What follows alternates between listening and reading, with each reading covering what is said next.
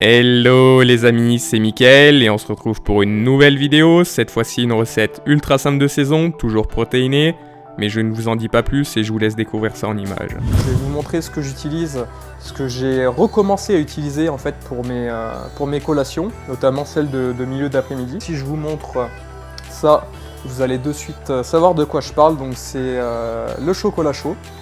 Donc des fois il y a des petits lapins dessus, faut pas se laisser attendrir, c'est de la vraie saloperie. Vu que j'adorais ça quand j'étais gamin et c'est encore le cas, donc en plus c'est quand même appréciable à cette saison avec les basses températures. Donc j'ai essayé de trouver une alternative en fait pour me faire plaisir, tout en joignant l'utile à l'agréable. Pour cette recette c'est vraiment tout simple.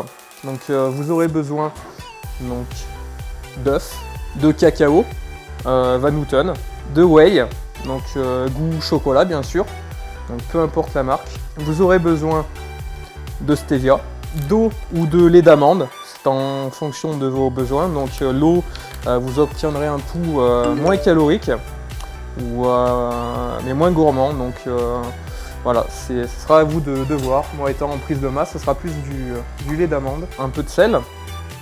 On verra pourquoi après. Et le petit truc qui fait la différence, c'est un arôme crème chantilly.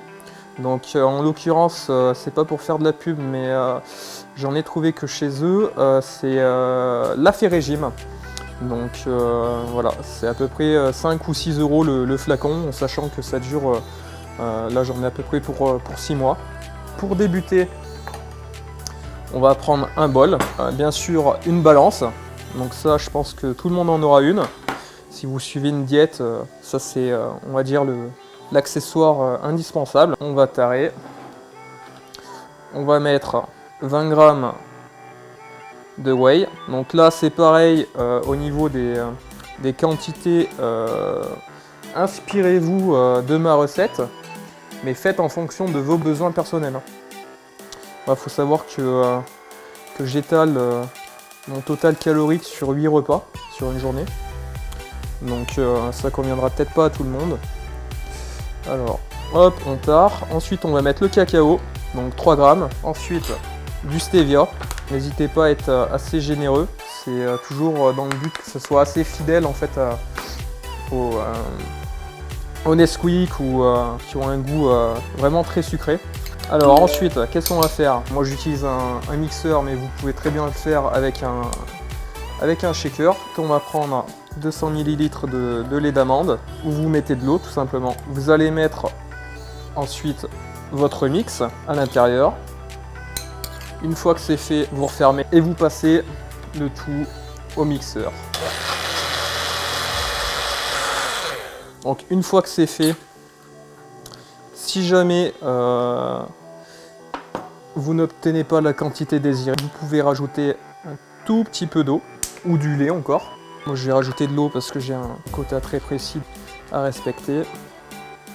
Pas besoin de dire passer au mixeur.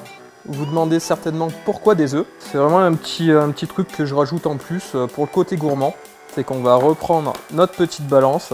On va prendre un autre bol à côté parce qu'on va prendre juste en fait le blanc.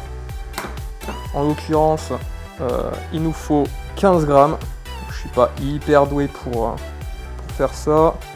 Hop, donc on va mettre ça dans un récipient assez haut. Vous allez comprendre de suite pourquoi. Donc le sel, alors on va juste en mettre une petite pincée dans les blancs d'œufs. On va se munir de notre arôme crème chantilly, de notre stevia. On va légèrement remuer notre blanc d'œuf avec le sel et on va monter le tout en neige. Première étape, on monte le tout en neige, on rajoute de la stevia, de l'arôme crème chantilly et ensuite on verra pour le reste. Allez, c'est parti.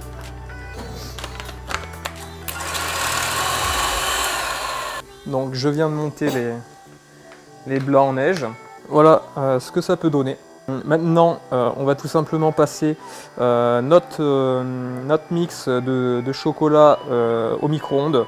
Donc au niveau de la cuisson, moi je conseille quelque chose de pas trop long, tout au plus 1 minute, 1 minute 30 grand maximum, parce que si vous faites trop cuire le tout, en fait ça va faire une réaction, vous allez avoir quelques résidus blanchâtres tout simplement à l'intérieur de votre boisson, ce qui n'est pas très agréable au goût. Voilà.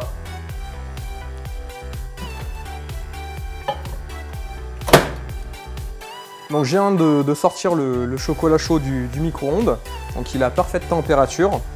Alors on va passer de suite au dressage. Donc on va prendre un bol. On va venir tout simplement verser notre chocolat chaud tranquillement mais sûrement dans le bol. Ensuite, qu'est-ce qu'on va faire? On va venir prendre notre crème chantilly, notre fausse crème chantilly, qu'on va prendre délicatement et qu'on va venir poser sur notre chocolat chaud. Parfait. Ensuite, parce que ce n'est pas fini, on va venir tout simplement mettre un chouïa de cacao en poudre sur notre chantilly et c'est fini. On se retrouve avec quelque chose de très gourmand. On pourrait limite retrouver ça dans un restaurant, on ne verrait pas la différence avec les vrais chocolats qui nous servent. Nous espérons que cette vidéo vous a plu, n'hésitez pas à nous donner votre avis sur cette recette et de nous en proposer par la même occasion, ça nous fera plaisir. N'oubliez pas bien sûr de vous abonner et on vous dit à une prochaine pour une nouvelle vidéo.